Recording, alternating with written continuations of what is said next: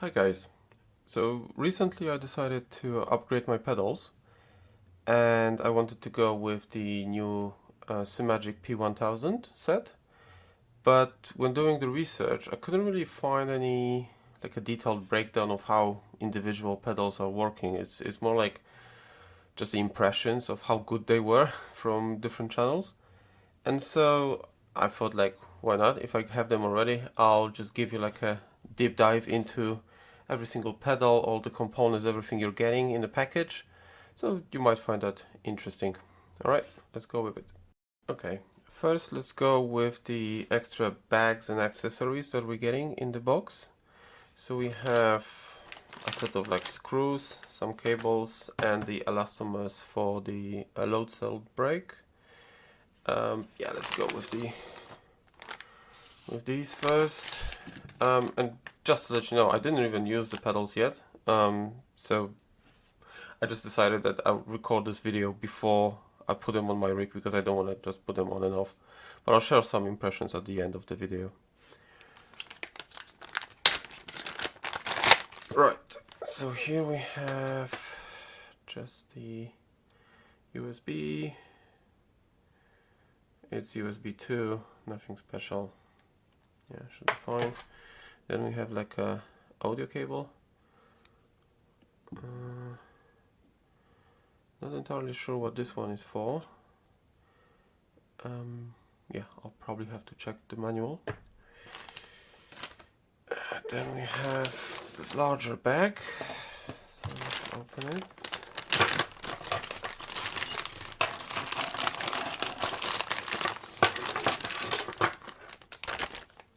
Oh, that was noisy. Right, so we have 1, 2, 3, 4, 5, 6 Allen keys. Yeah. This one. Alright. Then we have 2 extra springs. So these are for the clutch, and this one is supposed to be the lightest. This is the strongest, the red one. And the blue one, which is the middle, is already applied in the clutch itself. Then we have like a wrench, 12 and 13. A bunch of countersunk and flat screws. Another bag of screws. And another bag of screws. These are made. Yeah, I'll need to check the manual. And that's nice also. So we have a bag of like T-nuts, so you can connect it to your profile rig. That's a nice touch to have it already included. Right, so this is an extra box of the elastomers for the standard load cell brake pedal. So I also bought the hydraulic add-on. I'll show that probably in a separate video, but for now let's just focus on the standard one. So looking at the box, you can see that we only get in here we only get the the softer ones, so the 70 and 80 elastomers. And this probably is a bit of a downside, because when we get to the overview of the brake pedal, you'll see that there aren't that many hard pads. So if you want your brake pedal to be like super stiff, you just need to get an extra add-on, which at the time of recording it I couldn't find it in the UK, so that might be a bit of a pain. And what do we have in here? We have 2 of these grey ones. Oops, something got dirty here. So we have 2 of these grey ones. Yeah. And we have a load of the rubbers, 1, 2, 3, 4, 5, 6, 7, 8 of the rubber ones. So I'm sure that can give you really light feel on the pedal. Yeah, but I'm not going to use that at all. Especially that looking at some of the reviews, these elastomers aren't great. So that's another thing that I'll need to look into. So first let's start from the clutch, which probably is the least exciting pedal of them all. Let me first go through the common kind of features of that are present in all the three pedals. So first of all, we have this face of the pedal, and as you can see, we have 4 countersunk holes that enable you to move it up and down, and on top of that, there's also several extra holes in the pedal body itself. Let me remove that, and I'll show you exactly what I mean. Okay, so the pedal face is just a thick piece of aluminium. It's basically everything here is aluminium, and we have just 4 holes. If you need the spacing for whatever the reason, it's 11.6 millimeters, and the holes are 6.4. So that gives you an idea on the spacing. It should be quite easy to do like a custom faces, because the back is fully flat, so it would be easy to CNC a piece of aluminium sheet. And then in here you can see that there's extra holes. So we have 5 threaded holes inside the body, so it's not like in Fanatec when you have fixed in a pedal body, you have a fixed couple of screws and then you just move it based on the holes that are within the faceplate. You can also move it a bit further up or down, so quite a lot of adjustment, to be honest. I mean, that's the generic theme of this pedal set, that you can really adjust almost everything. Now the second part is the angle of the top of the pedal itself. I have the inverted set, so it's kind of set in a way as if you were having it the other way around. Okay, so the screws were quite tight, but the good news is none of them have Loctite. So it's not like with the old set of Fanatec that I had. Almost destroyed a couple of screws because they were all Loctite and I wasn't able to loosen them. Okay, I was wrong. I can move it like so. So we go from this position into this position. Oh, that's pretty nice, pretty neat. If I have it loose already, then why not remove it completely and see what's inside? I always like to know what's inside. Okay.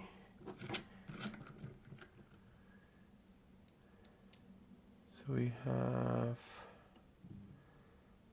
like a couple of grab washers. So that's actually very smart. I don't know if you can see it properly, but that's very smart. It will prevent the top to move, because obviously that will have most of the pressure, especially on the brake pedal. That can cause you issues. So yeah, they did think it through, really. All right. Okay, and we have another. Oh, there's some grooves. I don't know. You can see it. Can you see it? Or can you not see it? Oh, here we go. So there are some grooves in here, cuts slightly.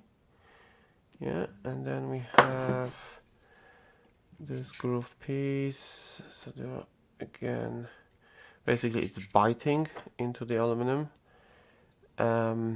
Again, so basically both sides, so both the screws that are locking the whole thing in place, as well as the center point of the whole pivot, they're all like biting into the aluminum and just should be holding very well. So I doubt there will be anything that would get loose, especially that you kind of set it up once and you just leave it then. So yeah, very, very nice design.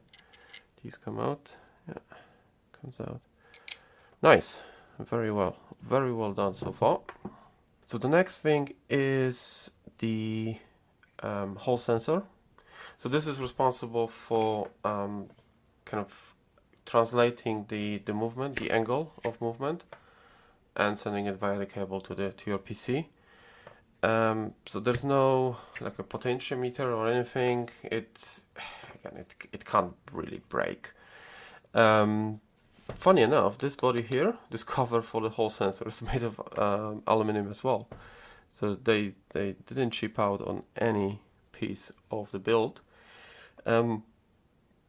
Yeah, I kind of want to open it as well and see what they did inside. So yeah, let's go. Okay, these are, what are these? These are M2 screws. Here we go. Okay, screw number 3. Right, so here inside, can I take it out?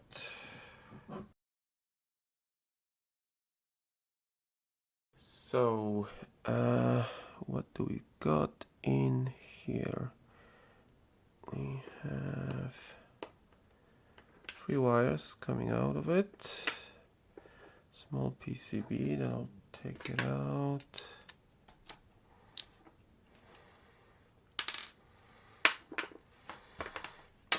Okay, and then, I mean, it's crazy. It's all made of, and it's all CNC'd. I mean, how? I don't understand it. When I buy a piece of aluminium here in the UK just to do a small DIY project, it costs me loads of money. And here in China,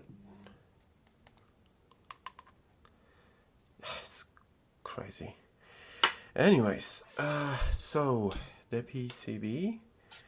We have some kind of a connector, and here's the PCB. I don't think there are some markings on the whole sensor. I'll show you. I'll put a picture. Take it in my phone and put a picture so you can see, if you're interested, exactly what it is. It looks very simple, just 2 capacitors and a whole sensor. So yeah, cool. Don't want to unplug this connector just in case it gets damaged. But yeah, nice. And they're all identical, so all 3 pedals have exactly the same thing. Let me just put it together. Right.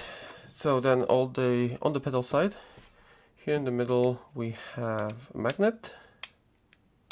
Yeah. So when that's moving, then it's affecting the whole sensor, and that's how the PC knows there's a movement on the pedal. You see there's a grab screw here. I'm assuming it's holding the magnet, and then we also have a bearing inside, and these are pretty quiet. You see the other bearing on the other side. It looks solid. I won't be taking off the whole thing. It's too much messing around. But yeah, I'm wondering what these 3 screws are for. They don't seem to be holding anything. Ah, no. Okay, that's smart. Check it out. So these 3 screws here, because we have the extra magnet and everything on top, they are basically preventing the bearing to go out. So the side on the top, the head of the screw, is basically preventing the bearing to go out, and probably just also kind of putting the correct pressure to prevent it, to hold it in the right place. Nice. That's a really smart move. I really love the design of these. It's nothing compared to like cheap HE Sprint knockoffs that you could see all over the place in a few years ago. Right, so what does the grab screw do?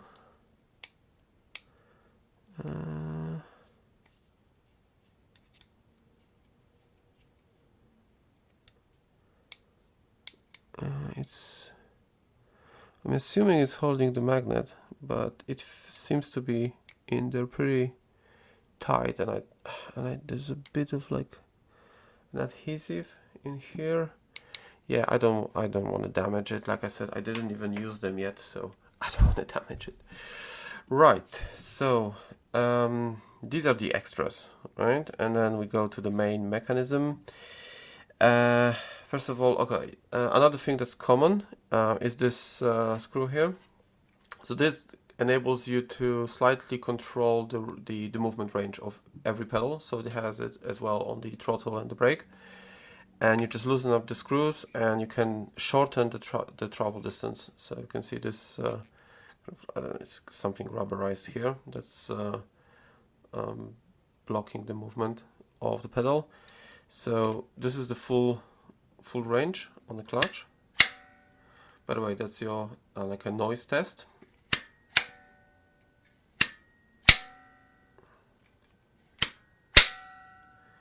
Alright, if you like let go of them completely, it gets a bit loud, but probably going to be a bit slightly quieter when we put it on the rig. Now this gets you all the way. Oh, sorry, it's a bit tight. It gets you all the way to the bite point. So yeah, it moves. I don't know. I have no idea how to show it. Oh yeah, you can see it in there. Yeah, so this is like a groove through which the pin goes through, and basically that works as a bite point. I think Simagic did this very similar thing in P2000. I don't know if I like the bite points, to be honest. I kind of would prefer them to be linear. But let's see if we move it. Right, so before on the longest travel is like so, yeah, and now the shortest travel is like this. So I mean, barely with a hand I barely feel a difference. So yeah, it's a bit silly. Anyways, I don't really care that much about it. So the next thing is to change the force of the clutch. I think there was something in the manual that they can use this screw at the end of, I mean like a screw head nut at the end. You can kind of like, I think you can move it. Okay, this is, so you use that to apply a preload on the spring just to make it a bit harder. And also we have a couple of replacement springs that I showed you. So in order to remove it, it's not super convenient. You have to push this in so it moves out. Whoa! And I destroyed my desk. Yeah, that's not great. I don't like that. It really isn't. Okay, so what do we have in here?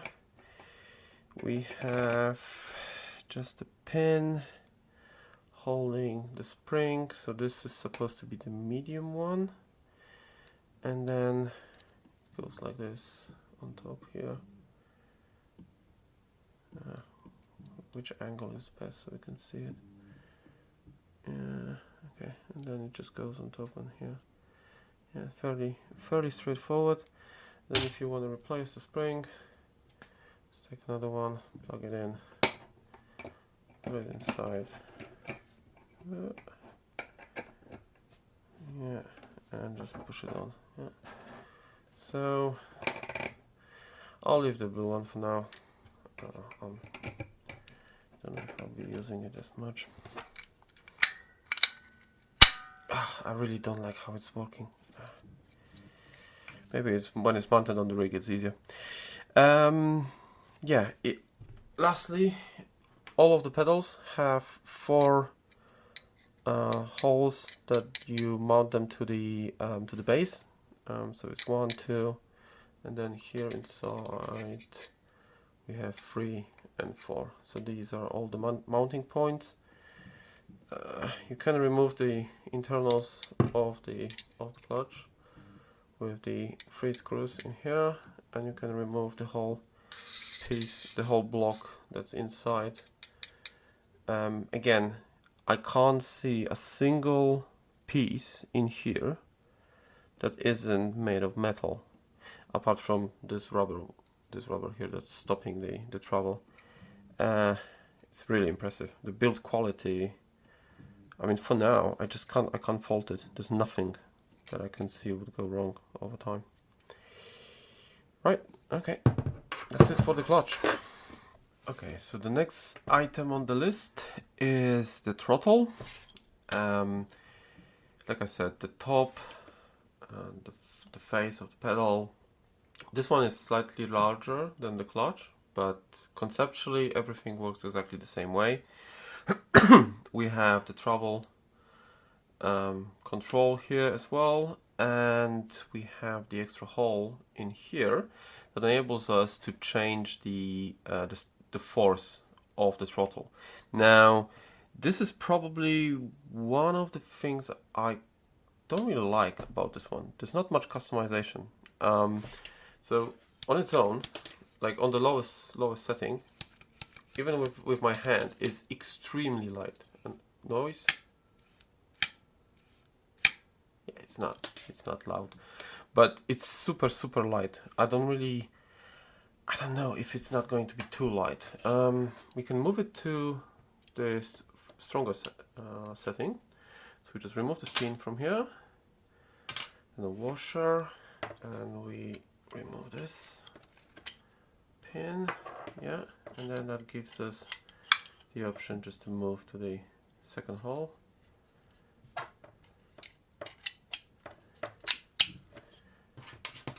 Yeah, I won't lock it for now, but yeah, so slightly more force is required, but basically you're stuck with two options only. I'm not overly keen on this, if I'm honest. I don't think that's great. I would like to have a bit more flexibility on the setup, because there's no like a preload or anything that enables you to make it a bit stronger. And then the mechanism itself. Let me just take it out. Yeah, so we just have to take it out. The mechanism. Oh, okay, now it's fine. So we have these ball heads here, and there's another one on the bottom. Oh, it's gonna be too noisy. Yeah, and then we can just unscrew the top. Yeah, and that shows us. So this is basically what you get inside. Yeah, there's like a Teflon washer, quite a lot of grease, and that's that. Then we have like a cover, and this one is now.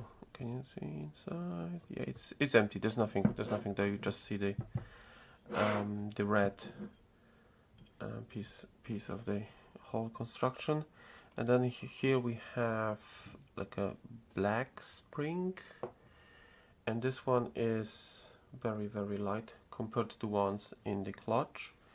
Now, what it does is goes on here, just on this like a larger washer here over the nut, and that's what's pushing it. There's nothing inside that will kind of hold its structure, but because of the way it's built, it should be fine. Now,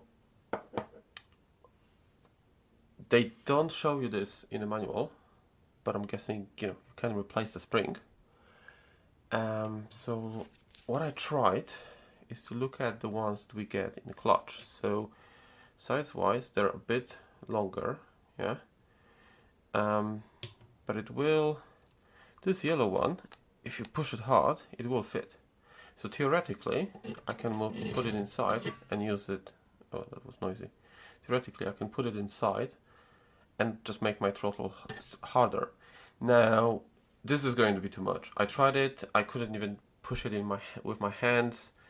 So we need some middle ground, but definitely it is doable. The red one, I can't push it in. Yeah, but that would be nuts. I mean, it would be impossible to use the red one. So now let's look at some of the measurements. So if you were to replace this spring, so we're looking at the internal diameter of 15.8, so 15.8, 16 millimeters on the internal diameter.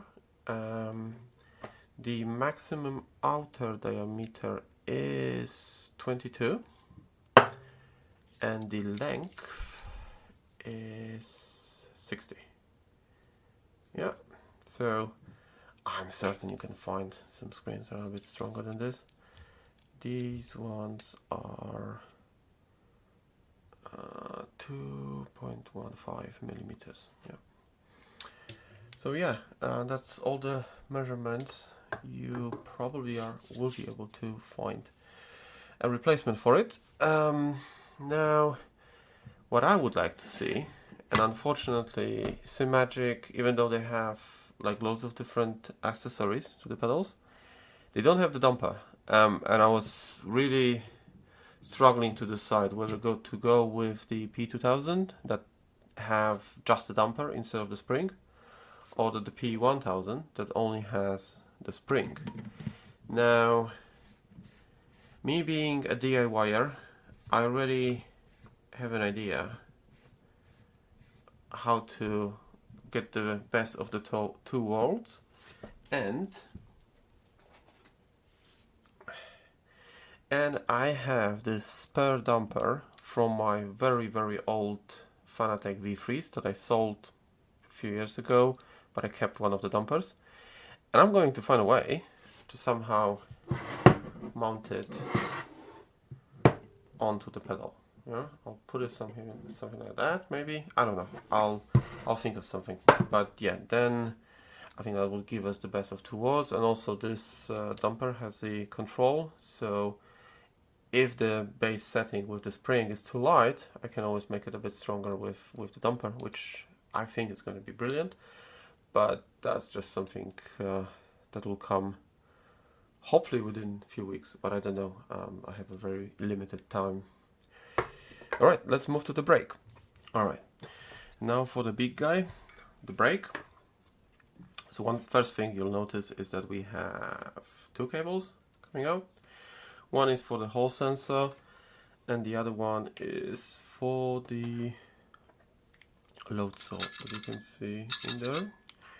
So I mean, that gives you the option, but realistically, if you want the brake to be very hard, the Hall sensor won't do much, because if your travel is minimal, you don't get the resolution. So my personal preference will be the load cell, although yeah, apparently there are some issues with how it's working. Anyways, so what you'll notice, first of all, everything is a bit beefier, so everything is larger. The faceplate is also much larger than the other two pedals.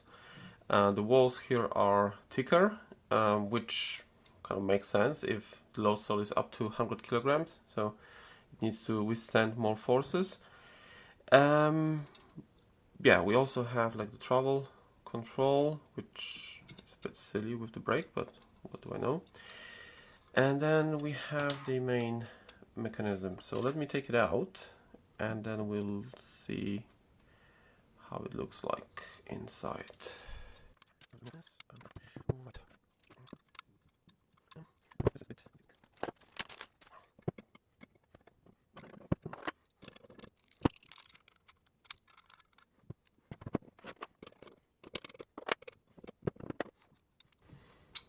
Is it loose right now? Okay, that's awful.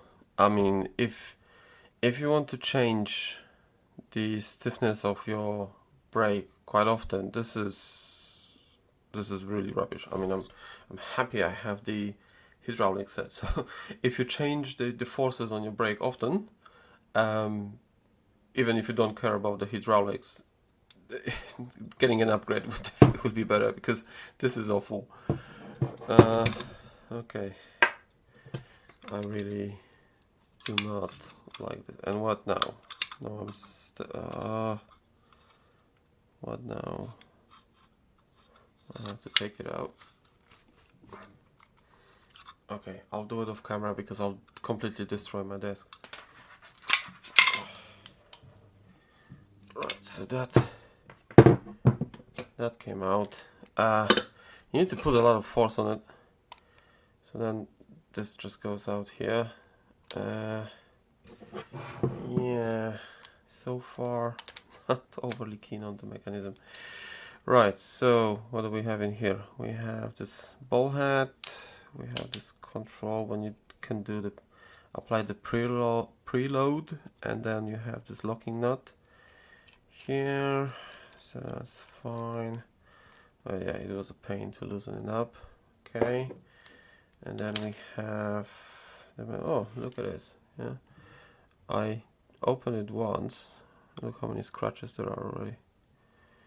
Yeah, that's a bit disappointing, isn't it? Or maybe I'm just terrible with handling it, but still, it's new. I wanted it to look nice. Oh well. Alright, so okay, so this is the default setup that they provide us, and inside there's nothing inside. I can't see it, but yeah, trust me, there's nothing inside. And this is just the the recess that goes against this ball. Okay, so what do we have in here? We have a washer, then we have 2 gray ones, 3 blue and 3 red. So like I said, I didn't try it yet, so I don't know how strong that is, because I do like to have a bit of travel on my brake, but not a massive amount. Yeah, let's first of all, let's start with the dimensions. So the total length, okay, what do we have in here? So the shaft is 6 millimeters, M6. The outer diameter of the washer is 22 millimeters. If I remove that, these elastomers have the outer diameter of 21 something, 21.2, 21.3, something like that, and they are 5.8 millimeters thick. Inside is 6.5. It's rubber, so it expands when I use my calipers. Yeah, and the total height that is acceptable in here, that is how much is it? Yeah, like 48 millimeters. Right, so I'm checking that because I think it was Race Beyond Matter that said that these don't hold very well. So with the same pressure, the load cell changes the readings because of the expansion of these elastomers. I don't know. I'll need to experience it myself. But I happen to have a couple of these die springs, which I use on my current brakes pedal set. So I'm just wondering, yeah, how. Okay, this is a bit loose. So if I had the 2 of these. Alright, let's see. Let's play around. So, and one more.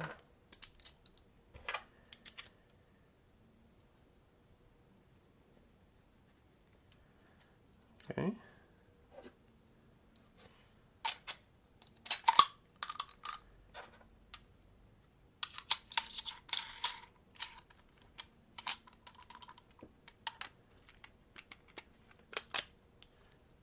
Yeah, that will work. You can fit the die springs there. It's just a matter of finding the right size. Obviously, you can't fit a lot of them inside, but I mean, probably worth like 3D printing or some extra washers, kind of like something basically to prevent it from moving from side to side. I'm almost certain it's doable. So just for your reference, these die springs that I have are this is like 18 point something outer diameter, but they're 10 inner. So I don't see the reason, especially at like this the inner diameter in this one, that's 24.8. So even if the spring doesn't sit exactly in the middle, you still have loads of space for it to move around, and that shouldn't scratch or anything. So if you're concerned about using the elastomers, I'm certain there's a way to definitely can find the right die springs to make it work. Cool. I'll need to try that. Okay. So now is the base to which we connect the pedals. So when I received them in a box, the pedals were attached, so don't worry about it. I just took the pedals off for the sake of this video, so it would be just impossible for me to show individual pedals up close if they were attached. You'll notice that we have 5 holes in total. How can you see it? Yeah, here you go. So we have 5 holes in here to which we can mount the pedal. So this is going to be, in my inverted pedals, that's going to be the clutch. This is the brake pedal, so again 1, 2, 3, 4, 5, and for the throttle we have 6 holes. So the default mounting of the pedal is 3 holes. So 1, 2, 3. That's the width at which the pedal fits into this base plate. So we basically have an option to move it one. If it's like straight in the middle, you can move it one step to the left or the right. Same goes on here. So there's not a massive amount of adjustability here, if I'm honest. I doubt people are moving their pedals so much, but it should be sufficient. It's not as like in some of the, like in, I think it was Fanatec CSLs that had like an infinite option to set up the width between the pedals. This is quite limited. Right, so on what else do we have in here? We also have these silicone covers, and I think they're just, I can just remove them. Yeah, and you see this is like a, I don't know, like a banana plug or whatever. You can see it in there.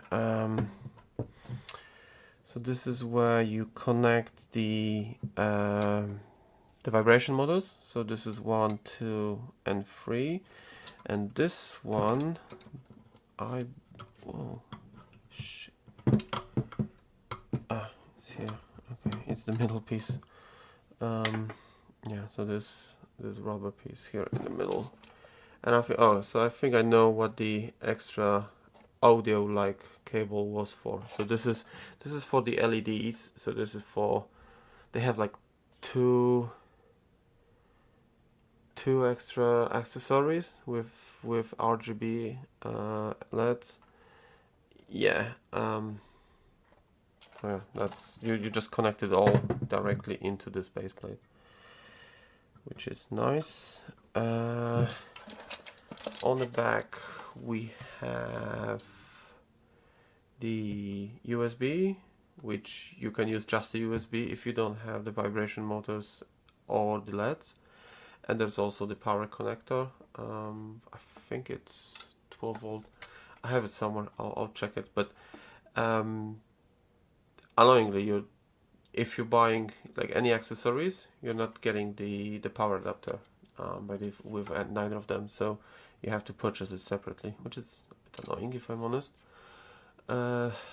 Status LED and power button. It's not very easy to push it. Just keep it on. Why would you disable it anyways? Well, it is there. Not much. So what I'll do right now, I'll open it up and show you the internals. Okay, so all the screws removed, and here we have just a very thin piece of metal, and that's probably the only thing so far that I've seen that's quite poor quality, and the fitting wasn't great as well. It was quite difficult to remove the screws, but you shouldn't really, so that doesn't matter. Okay, so here we have the internals. I have no clue what this connector here is for. Looks like a magnetic connector here. I'm assuming this is for the LEDs. I don't have those. I'm not planning to get them, so that's not really relevant for me. We can also see that this is a PCB here covered underneath that has the connectors for the vibration motors, and then it's connected with there's how many? 12 wires going out from this. To be honest, there's nothing interesting in this PCB. I won't bother to remove it. And then here we have the main board that has everything connected to it, right? So first of all, we have the connector from the extra PCB that has the LEDs and the vibration motors. Then we have this here, which I believe is for the power. Even though it says RGB light, it is connected to the power connector. So yeah, labeling could be better, because you don't need power just for the RGB lights. You also need the power if you use the vibration motors. So a bit confusing labeling there, but doesn't matter. And then we have the 4 connectors for the pedals. So we have throttle, brake yellow, brake red, and the clutch. Now, so for the brake, as you know, as I showed you before, we have both the Hall sensor and the load cell. So these are the 2 connectors for it. Very straightforward, easy all. So yeah, when I was removing it, I had no issues at all. Okay, so now let's remove it and see what's inside. Okay, that's just a piece of, but again, it's all metal. They didn't use plastic almost anywhere. Right, what do we have in here? So it is, first of all, we can clearly see there's a fair amount of filtering, large capacitors, so that's encouraging. That's a power connector. What chip are they using? Notion N32G455. I have no idea what that is. It's not Arduino though. So yeah, in case you're interested, that's what it is. There are some COM ports, but there aren't any additional connectors here as far as I can see. So it doesn't look like there will be any more powered accessories. Alright, so that's the base. Okay, so the next piece is the bottom plate of the inverted pedals. So it's quite massive. I can't fit it on the camera here, but basically when I was looking into buying the inverted P1000, I was wondering if it's possible to get like a 2-in-1. So basically, if there's an option to put them on and just have a standard non-inverted pedals. As it turns out, no, we can't. It's confusing. I don't know why. Because if you think about it, the base plate that I showed you before is identical to the standard P1000. Then this front piece here, this part of the metal, is also identical, and you see the holes for mounting the heel rest, which are again same as in the P1000. But this is all like a single piece. So if you look at it, let me reverse it. The whole thing, how to show it well on the camera, the whole thing is just connected to both of these plates are connected together with just a single piece of metal, and I can't see any way to put on the base plate. So the only thing I can think of is here on the side. Right, so the only thing that we have is the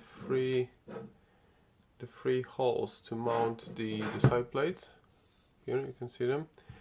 And maybe it would be possible to like put the pedals on top of here, but either way, if you wanted to buy the inverted and you were looking into an option to just switch them both ways.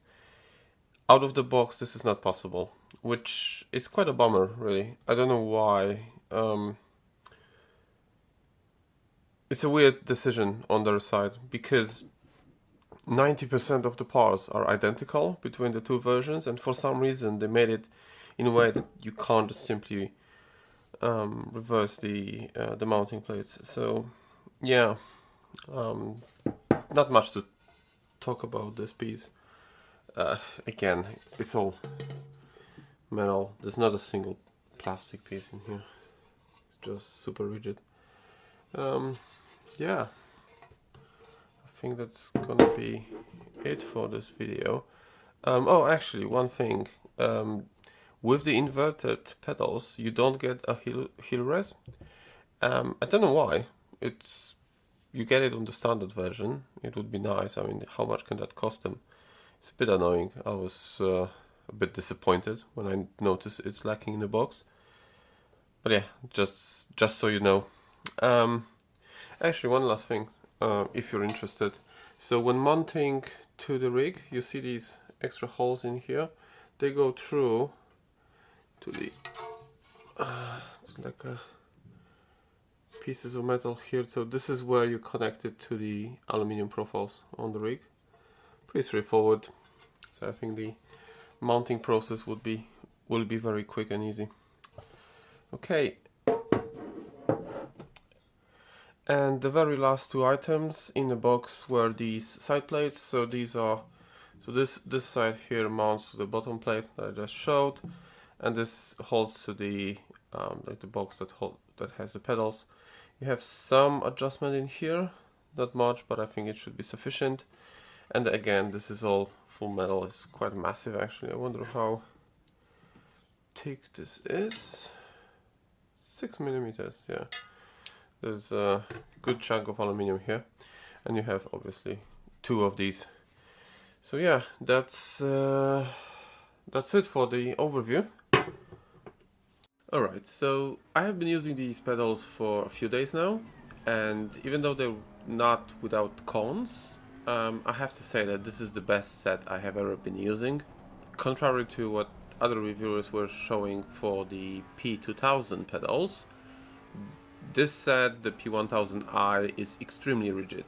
There's literally nothing getting loose, squeaking, or making any other concerning noises. And even though the inverted pedals are very top heavy, there's absolutely no flex, either side to side or front to back. And I've been putting a lot of force on the brake pedal multiple times, and they handle that perfectly. The fact that they are inverted is another massive advantage for me. I only ever had normal pedals, so kind of assume it to be the standard. But the fact is, inverted pedals feel just so much more natural. I mean, it's what we have in all our cars and what we are used to. In the standard pedals, when you push on them, it's in a way like a downwards movement. Whereas here we get a more vertical travel. I mean, it's hard for me to put into words, but I hope you roughly get what I mean. But overall, what I wanted to say is that I almost straight away felt at home with this new set. The brake does need some tweaking, but as I'm switching to the hydraulic add-on, I didn't really bother for now to change anything on it. But apart from that, the learning curve is really very low, and very quickly I felt like comfortable driving. In addition, everything was plug and play, so I've installed the Simagic software and went straight into a game without any hassle at all, which for most of you might be just a standard thing, but I've been using a DIY set before and had loads of different issues, so in my book, the plug and play is a significant advantage. Like everything though, these aren't perfect. One thing I noticed very quickly is that the brake pedal face did hurt my foot when driving in socks. The chamfers on it are just too large and they were causing a pretty fair amount of discomfort. This might not affect everyone, but for me, I'll be driving in shoes going forward. Another thing that really hurts my OCD, is that when you move the pedal face plate all the way up or down in case of the non-inverted set, there's like a bit of pedal arm sticking out, and I know it shouldn't bother me, but it really annoys me every time I look at it, so I'll just have to move them. There's also the issue with the brake elastomers that the Race Beyond Matter mentioned in his videos, and I can confirm I'm experiencing the same thing. So I'm currently trying to find a way to fix that or like work around it. But in the meantime, unfortunately, I have to use the Hall sensor for angle reading instead of the load cell. Also, like I mentioned before in the video, changing the elastomers is a massive pain, and it's actually worse when the pedals are mounted on the rig, because the large side plates are blocking the access. But that's really it. And even if I try to be picky, I can't really fault these pedals. They're really amazing, and they will stay on my rig for quite a while. And that means they will stay on my rig until the active pedals drop to a level that I can afford, because yeah. Before I finish, I also wanted to mention a couple of notes with regards to the throttle. So first of all, the travel of the pedal is like very long, and I have to turn mine all the way down just to kind of have the comfortable level that I'm used to. But if you don't like the way that Fanatec or Thrustmaster sets work, you might actually consider that as an advantage if you prefer to have longer travel. And also, I have been wrong earlier in the video saying that the throttle is too light. It actually isn't when you kind of mount it on the rig and use it in a normal way. And in all honesty, I wouldn't have a problem using it in the stock form. But the thing is, like I said before, I will still add the damper, because I just really like the feel of the pedal when the damper is applied, and I had that in all of my previous sets. Okay, that's it from me. It's been a super long video, but I'm hoping that you learned everything there is about the new Simagic pedal set. But if you have any additional questions, feel free to put them in the comments, and I'll try to answer if I can. Thanks for watching, and have a great rest of the day.